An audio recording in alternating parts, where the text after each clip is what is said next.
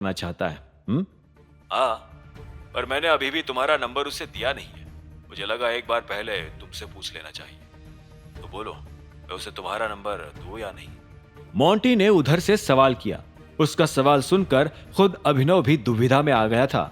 Tiger होने के नाते उसे देवेन से सीधे बात करनी चाहिए थी या नहीं। काफी देर तक सोचने के बाद उसने कहा, ठीक है, तुम उसे मेरा फोन नंबर दे दो। यह कहते हुए अभिनव के चेहरे पर मुस्कान आ गई थी।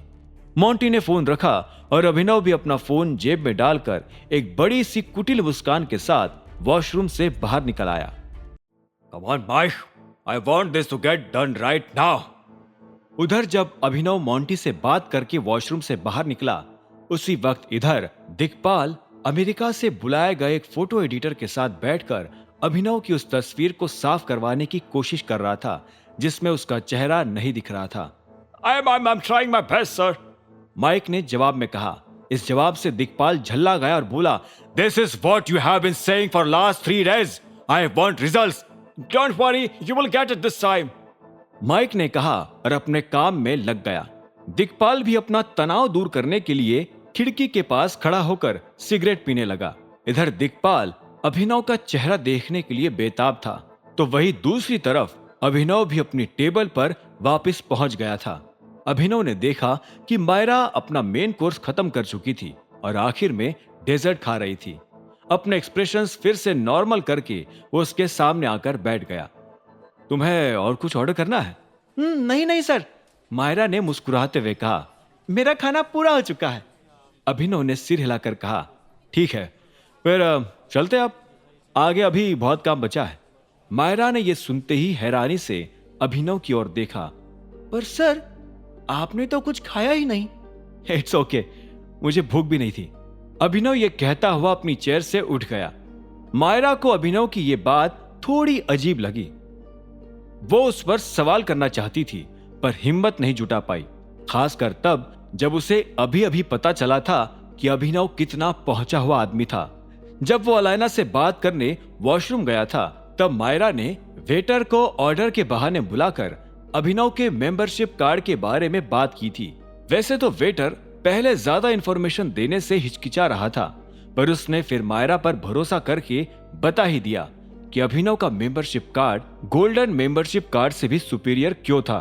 उसने कहा कि जहां गोल्डन कार्ड टाइगर के हर बिजनेस पार्टनर के पास होता है, जैसे कि कृतेश, वही ब्लैक कार्ड सिर्फ उन्हीं के पास होता है जो टाइगर के बिल्कुल खास है, जैसे कि अकरम और बलराज। वेटर की एक्सप्लेनेशन सुनकर मायरा के मन में अब यह भी सवाल उड़ गया था कि अभिनव के पास ऐसा कार्ड कहां से आ गया था। क्या वो भी टाइगर के करीबी लोगों में से एक था? मायरा ये सोच ही रही थी कि तभी उसे सुबह हुई घटना याद आई, जहां पर खुद रानी को अचानक अभिनव का टर्मिनेशन कैंसिल करके उससे सबके सामने माफी मांगनी पड़ी थी। मायरा को महसूस हुआ कि ये करने के लिए जरूर टाइगर ने ही रानी पर प्रेशर बनाया था, नहीं तो रानी जैसे लोगों को माफी शब्द भी क्या होता है ये भी नहीं पता था। सब कुछ सोच विचार करके ही मायरा समझ गई थी कि अभिनव का टाइगर के साथ कुछ कनेक्शन था और इस बात से उसे डर भी लग रहा था। वो अब सिर्फ इतना चाह रही थी कि अभिनव उससे हमेशा खुश रहे और गलती से भी उस पर गुस्सा ना कर डाले।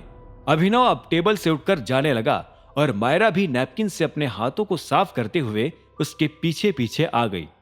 ऑफिस पहुंचकर दोनों फिर से अपने अपने कामों में लग गए, लेकिन कुछ ही देर बाद अभिनव जल्दी छुट्टी लेकर वहां से निकल गया। उसे फिलहाल अपनी गिफ्टेड घड़ी लेने अलायना की एक्सेसरी शॉप पर जाना था, जो कि उसके ऑफिस से 30 किलोमीटर दूर दिल्ली में थी। अपना गिफ्ट उठाने के बाद उसे फिर से गुड़गांव में सिंह परिवार के घर भी आना था, क्योंकि वो पिछली रात भी अपने ही घर पर सो गया था। उसे डर लग रहा था कि कहीं इस बात से हरदेव नाराज न हो चुके हो, क्योंकि वो 100 गलतियां कर सकता था लेकिन हरदेव को नाराज नहीं कर सकता था। उसे अभी भी खुद की सेफ्टी के लिए उसके घर का दामाद बनकर रहना था। दिल्ली में घुसते ही अभिनव ने अपनी गाड़ी एक लंबी और चमकती हुई बिल्डिंग के सामने खड़ी कर दी। उस बिल्डिंग पर नीले रंग के कांच लगे थे और उसके ऊपर सिल्वर कलर की प्लेट से अलायना लिखा हुआ था। बिल्डिंग के अंदर घुसते ही अभिनव ने देखा कि अंदर के हॉल अलग अलग प्रोडक्ट कैटेगरी के हिसाब से डिवाइडेड थे और हर हॉल के दरवाजे के ऊपर उस कैटेगरी का नाम लिखा था। सबसे राइट में घड़ियों वाला सेक्शन था, जिसका नाम पढ़कर अभिनव तुरंत ही उसमें चला गया। अंदर चलते हुए ही अभिनव को अपने आसपास तरह तरह की फैंसी और महंगी घड़ियां डिस्प्ले पर दिख रही थी। बचपन में उसके पास भी इन्हीं घड़ियों की तरह एक फैंसी घड़ी थी, जिसे उसके स्कूल वाले बुली ने उसको चिढ़ाते हुए तोड़ दी थी। बदले में अभिनव ने भी फिर उस बुली का मुंह तोड़ दिया था। उस बड़े से हॉल में आसपास देखता हुआ अभिनव आगे चल ही रहा था कि तभी उसे अपने पीछे से एक लड़की की आवाज सुनाई दी। Hi sir. आगे की कहानी जानने के लिए देखें अगला एपिसोड सिर्फ पॉकेट एफएम के यूट्यूब चैनल पर, और द रिटर्न ऑफ टाइगर के सारे एपिसोड्स को सुनने के लिए डिस्क्रिप्शन में दी लिंक से डाउनलोड करें पॉकेट एफएम ऐप।